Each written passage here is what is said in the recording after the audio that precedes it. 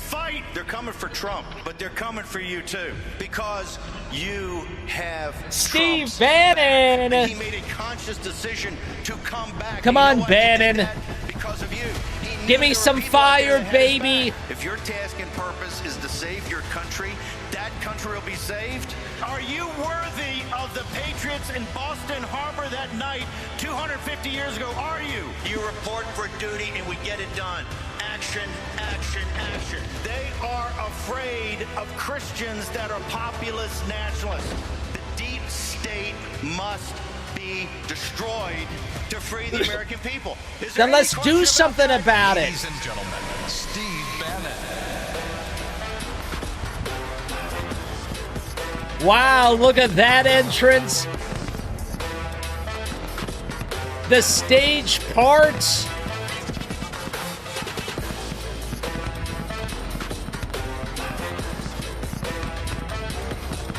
I like it. Ronnie says, fuck Fuentes, he's farming clips. You've never watched him, Ronnie. You have no idea what you're talking about. You know how we know this? You just heard Hawkins up here a few minutes ago, right? What did she say at the very moment Charlie Kirk was assassinated, at the University of Montana? They laughed in her face, right? Laughed in her face, and some guy goes, oh, we're at war. Charlie Kirk knew we were at war. Every time I've spoken at any event of Turning Point, I always start with that, because Charlie Kirk We've been at knew war one thing. for freaking ever. We were at war, and he knew we were going to be victorious if we didn't quit.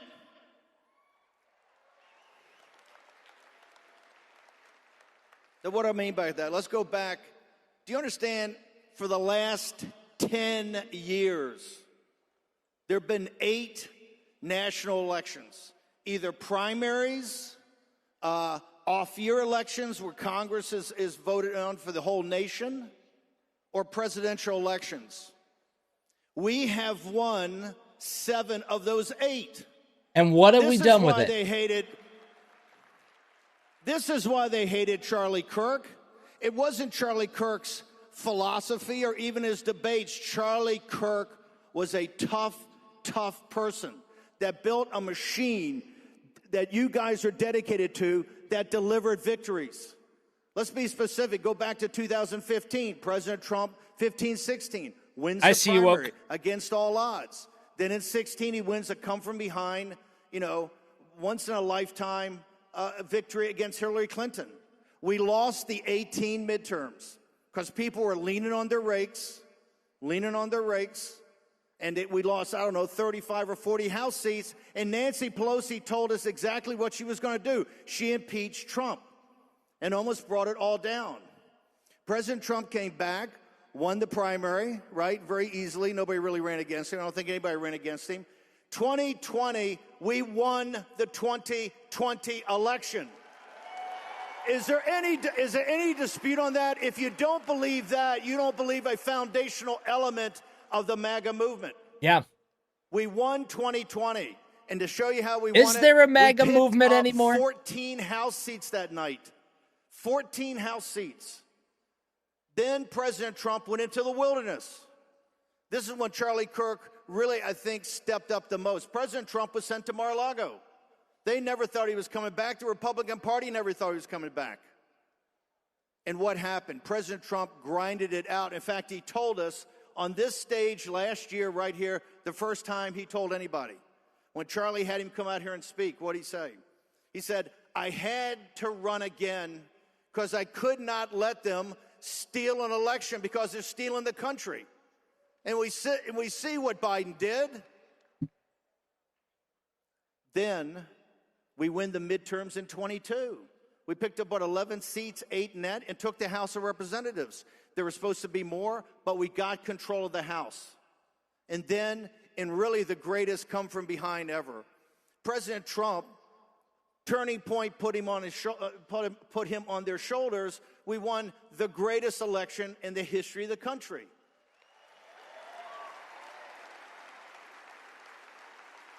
Best comeback ever. That was true.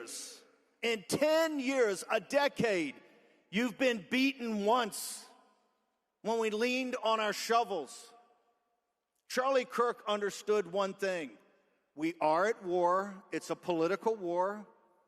It's a cold civil war. We don't want it to turn hot. We don't need it to turn hot if we accomplish what we're supposed to accomplish. And we have won 7 of 8 national elections. The American people are with us as long as we get things done, as long as we accomplish the punch list that Rob Snyder talked about when he walked down this stage. That's what's incumbent upon us, and that's what the Republican establishment to date, because you can already see what they're doing in trying to block President Trump. You see this in Indianapolis. You see this in the redistricting. The Republican establishment think that President Trump's just a passing storm and that he's just going to fade away. And what they're going to try to do is co-opt Turning Point, because Charlie has built it into a massive political operation that cannot be beat. And the left knows that. It's one of the reasons, yes, I realize we haven't gone to trial yet. We don't know all the information. It looks like, at least the information we have out, it may be this guy. I'm with you, Habs. Exactly, Habs. Organization Habs. in back of it. We don't know that yet because the evidence hasn't been put out. But Charlie Kirk is dead. Think about that. The individual that's probably, I think, at his age, the greatest individual this country's produced politically, culturally, since the revolution. Remember, all of the revolution with 30. Charlie Kirk's, hell, he's 31 years old. He's been doing this since he was 18, 17 or 18. But Charlie Kirk was a man of action. And I want to make sure that we get something straight tonight. We have a partners discussion. And I want to say up front, if I hurt some feelings here, you can come and talk to me. Thank God. Afterwards. Come on, let's hurt some feelings. This whole thing that's gone on the last couple of days, some of the comments tonight, this is not about, this specific incident is not about freedom of speech or platforming or deplatforming. They're all talking about that, and that's, people are saying hurtful things to each other. Tucker said the quiet part out loud. This is a proxy on 28. Now, I think it's way too early to be thinking about 28. But he's right about one thing. This is a proxy on an issue that's not freedom of speech and not are you going to get platformed or deplatformed. This is about a situation that Charlie Kirk was probably one of the most, if not the most important person in doing and accomplishing. And that is this concept of what I would call greater Israel and Israel first. Let's just talk about it, baby. You can't get a better defender of Israel than Charlie Kirk. You can't get a better defender of Israel than Steve Bannon. At Breitbart, adamant, couldn't have a two-state solution. In the White House, I'm the one that pushed initially hard to move the embassy to Jerusalem. At War Room, ask all the War Room people that are here. Ask all the posse. We always talk about it, and we're one state, not a two-state. But that's about Israel. It's not about greater Israel, and it's not about Israel first. Charlie Kirk had some foundational beliefs. Those foundational beliefs are, number one, he's a populist nationalist. America makes its own decisions for America. And as a populist, the American people are the people that make those decisions. Now, Benji Shapiro sat up here last night, and he was all, it's all about the truth. Ben, I've known you a long time, brother. You can't handle the truth.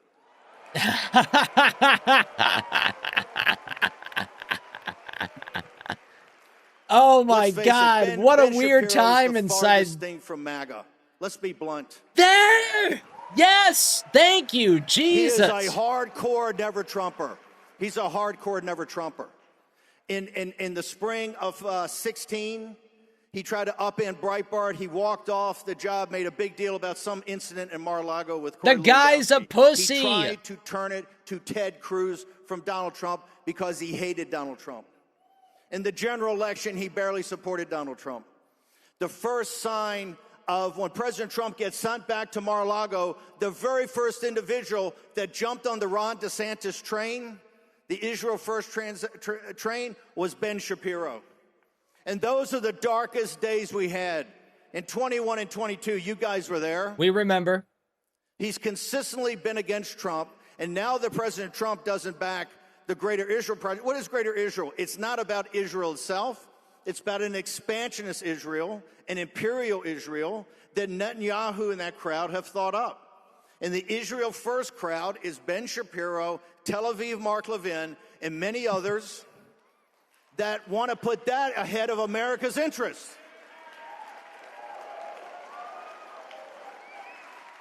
Charlie Kirk fought that. You know where Charlie Kirk fought it? In the White House. I know, because I was there. When I went back, Charlie Kirk was working with Sergio Gore, certain people around the vice president, to make sure that we didn't get sucked into a land war, a decapitation of the Iranian elites that would lead to a massive civil war that American troops would get sucked into, because that was Netanyahu's plan from the beginning. And we know that. The Times of Israel has published that there was no urgency to go after the nuclear weapons. We know the fact they couldn't finish what they started. We know for a fact that they needed American Aegis, THAAD missiles, Patriots to defend themselves. On day 10 of the war, they were losing, and they didn't have the offensive capability. And I don't mean the B-2s coming in and taking out the caves. They relied upon our 1970s technology of cruise missiles fired from submarines in the North Arabian Sea to take out the above ground. We had to bring that war to conclusion, and President Trump in his brilliance said, we'll do that, and we'll call it the 12-day war, and it's over. Now, for the Israel First crowd, they are the ones that are destroying Israel. Today in Miami, who's negotiating with Witkoff? Wow. It's the Turks, it's Qatar, and it's the Egyptians. Because Qatar is going to underwrite Gaza, and 2 million Palestinians are going to stay there. And the Turks are providing on Egyptian soil called Gaza. I love the chaos. Let's blow it all up and start over.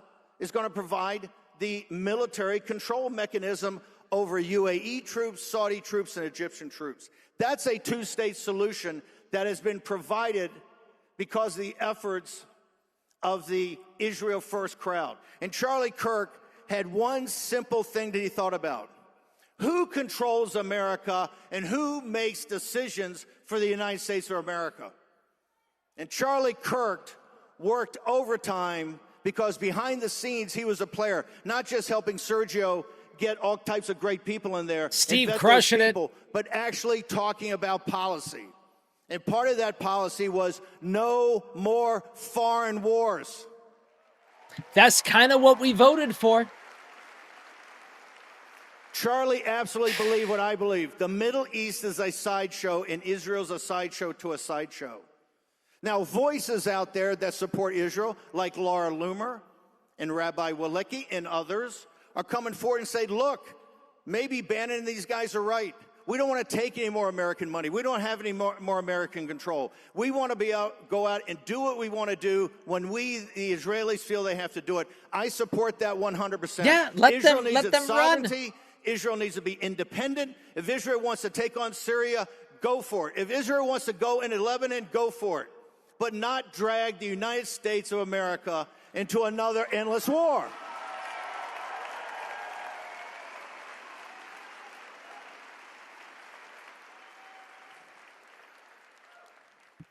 Ask Megyn Kelly when she comes up here. Look, Breitbart, Shapiro called Breitbart Trump Pravda. When he left, he called it Trump Pravda. And he was kind of right. We had to be. There was no other news site that was supporting President Trump. When poor Megyn Kelly came out in that first debate and made what looks like now some innocuous questions, right, about Trump's Facebook page or his Twitter feed, about Rosie O'Donnell and others, have Jack Posobiec ask her how it turned out. We unleashed the dogs. We were maniacs. Why? President Trump had no backing at Fox, had no backing at the National Review, and at 16, that would have driven him out of the race. So we had to be there. But Ben Shapiro is like a cancer, and that cancer spreads. we? It's a cancer and it metastasizes. He tried to take over Breitbart and I ran him out of there. He tried to take over David Horowitz's, who was his mentor. Don't ask me. Ask the guys associated with David Horowitz what he did there. He tried to take that over. And mark my word, he will make a move on Turning Point because he's always been envious of Charlie gracious. Kirk. Oh, my God. What a bomb tonight. Wow. One of our first ever theories. Speech. It's not about deplatforming. This is about power politics. And what Charlie Kirk believed in to the core of his being, that America makes decisions for America and Americans make decisions for America. That was Charlie Kirk. That's why the hell do you think they assassinated him? Why they put the poison all over this place? Why they mock and ridicule? James Carville said yesterday that Rob Reiner's done 100 times more than Charlie Kirk. They hate Charlie Kirk because Charlie Kirk brought victories. And with victory after victory after victory, that's when we can re-Christianize this country. What was Charlie Kirk's lesson? That we were a Christian nation that got off the rails. We have to re-Christianize this country.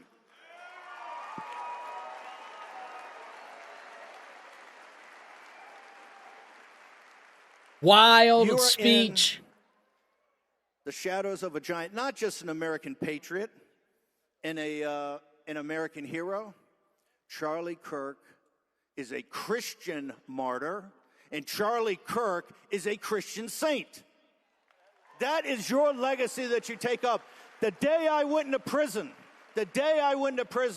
we passed the show to Charlie Kirk as we did oftentimes in the 3.5 years that Charlie Posobiec and I had that block at Real America's Voice. And what Charlie said, I said to Charlie, next man up. Charlie said, I got it. Next man up. Are you next man up? Are you going to fill the shoes of Charlie Kirk? Well, I mean, I just want to... stones to do it? Do you have the guts to do it? No, I'm okay. I watched the world at a 40,000-foot view. view. What, that's what's going. You in this room right here are going to decide whether we win in 26. And if we don't win in 26, they're going to bring holy hell down on us. We have to win. Charlie Kirk knew that. They will kill us all. And you know that. Thank you very much. Next man up. What a smile from Steve Bannon as he leaves the stage. Wow. He says that Ben Shapiro is going to make a move on TPUSA. Oh, my God.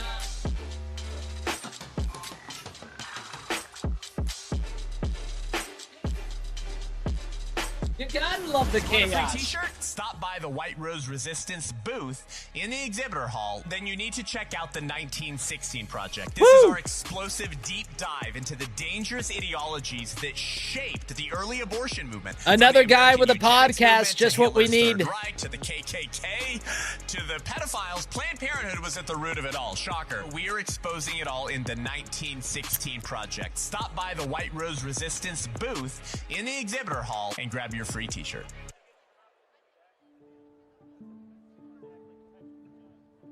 Charlie meant to me just courage. His courageous acts of just going on campuses and telling it how it is and having these debates with people of other viewpoints was just so encouraging to me to speak out to my opinion and just not be afraid. And was a beacon of hope, most of all. And he genuinely great that these are different from yesterday. So good people in this world that wanted to have like constructive dialogue, and he did it better than literally anyone. But he saw and he honored the humanity in all of the people he talked to, and that is something that so many politicians and so many people just don't do, and it's sad. And I'm so glad that Charlie Kirk was on this earth to share the messages that he could.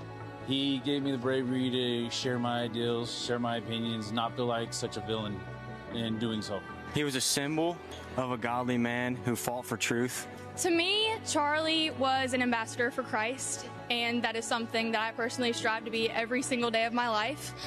He is an incredible role model for my generation, as well as my own brother in Christ. It brought me to see there is a better side of the government that we can truly have two sides of a discussion, and it meant so much to me that I was able to find my voice and become a conservative leader in America, and I am so thankful for him and that he's brought me to these ideas. This world needs more Charlies, and that's why I wanted to watch him, and I wanted to be like him. And he helped change me and craft me into the man I am today and the man I hope to be in the future. I will carry on Charlie's mission by being Good luck, really man. active in Turning Point chapters. I do want to go to medical school, and even wherever I go to medical school, if there's a Turning Point chapter, I want to be as involved as possible with Turning Point. And if not, I will start my own chapter. I know I will be risking my career as a physician in the future, but I have these values. I have this want and need to be a true conservative leader in America, and I hope I can continue that. To not be afraid to say my opinion, to Valley Ho, continue Kara, I his agree. legacy and just speak the truth. Style and be Slay, proud of nice it. to see I you. will Welcome continue back. to carry out Charlie's mission by constantly showing up for meetings and trying to not necessarily not start political conversations in the classroom, but to shut them down, and to shut them down confidently and with kindness, because that's what Charlie would do. Being unashamed of my beliefs and to have discussion with those who I have ideological opposition with, because like Charlie said, when you stop talking, that's when violence happens.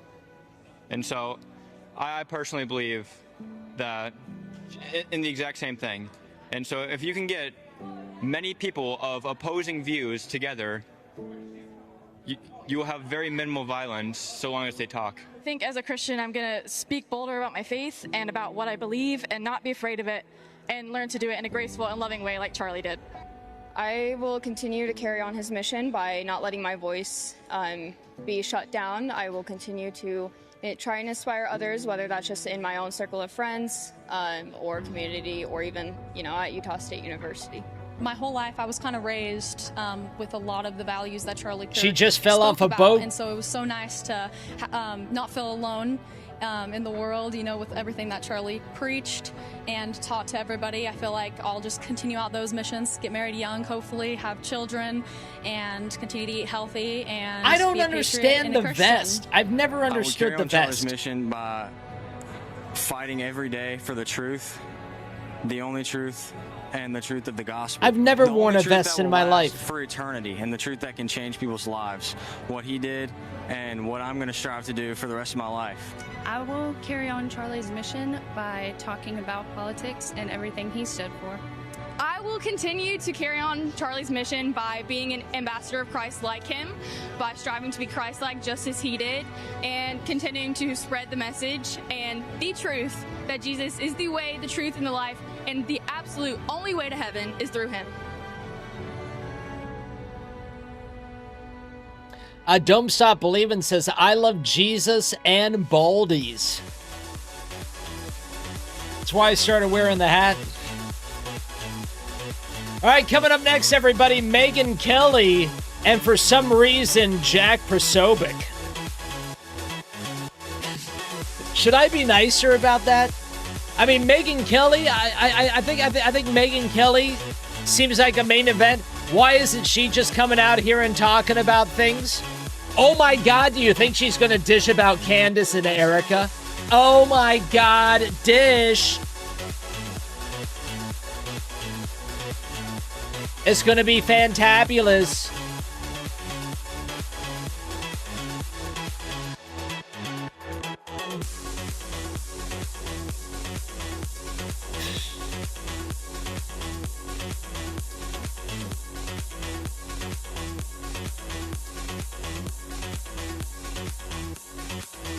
Getting to more Don't Stop Believing says, Miss Rotella, stop bald shaming yourself.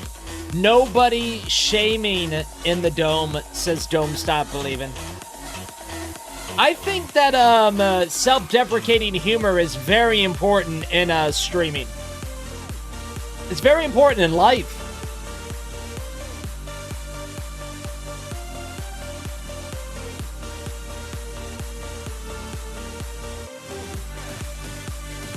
Nutty Dexter says, Poso is great. What's your issue with him? Says Nutty Dexter.